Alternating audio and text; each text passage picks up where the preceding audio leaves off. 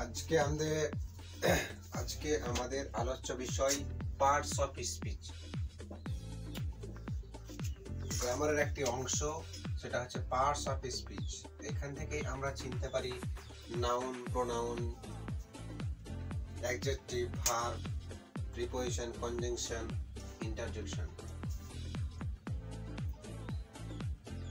তাই আজকে আমরা দেখবো যে পার্টস অফ স্পিচ কি। প্রথমে দেখবো আমরা পার্টস অফ স্পিচ কি। পার্টস অফ স্পিচ মানে হচ্ছে বাক্যের অংশ বা বাক্যের অংশগুলি। যেমন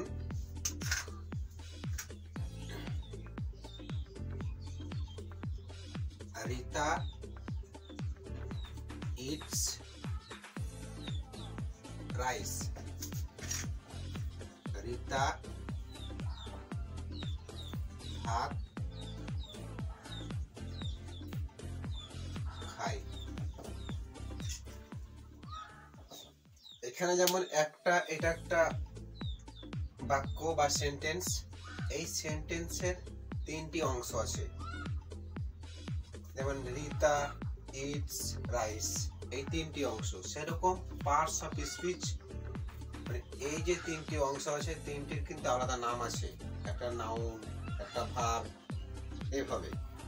সেরকম পার্টস অফ স্পিচকে আমরা এই যে বাক্যের যে অংশ, এইগুলো চেনার জন্য কিন্তু আমরা পার্টস অফ স্পিচ শিখব। তাই পার্টস অফ স্পিচ 8 ভাগে ভাগ। একটা হচ্ছে নাউন, NOUN, নাউন। তারপর হচ্ছে প্রোনাউন, PRONOUN, প্রোনাউন।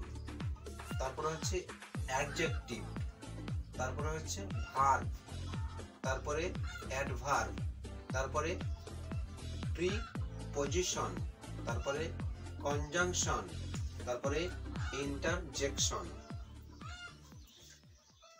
আজকের আলোচ্য বিষয় এই পার্টস অফ স্পিচের একটি ভাগ, তার নাম হচ্ছে নাউন। নাউন বা বিশেষ্য পদ। নাউন কি? নাউন আমরা যা কিছু চোখে দেখতে পাই, যা নাম করি, সেটা নাউন। যেমন এটা একটা বোর্ড, এর নাম করলাম, এটা নাউন। এটা দেওয়াল, এটাও নাউন। তাহলে এটা একটা কলম, এটাও নাউন। মানুষ একটা নাউন। তাহলে নাউন কাকে বলবো আমরা?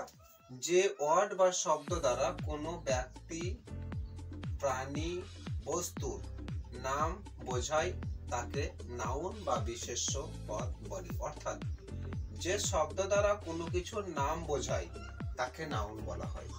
যে শব্দ দ্বারা কোনো কিছুর নাম বোঝাবে তাকেই নাউন বলবো আমরা। যেমন আম, তারপরে কুকুর, তারপরে মানুষ, রহিম, গাছ, চেয়ার, টেবিল, রিতা, কোরআন, বাইবেল, গীতা, তারপরে আরো অন্যান্য। আমরা যা কিছু নাম করি, নাম বোঝালেই সেটা নাউন পদ। বুঝতে পেরেছো?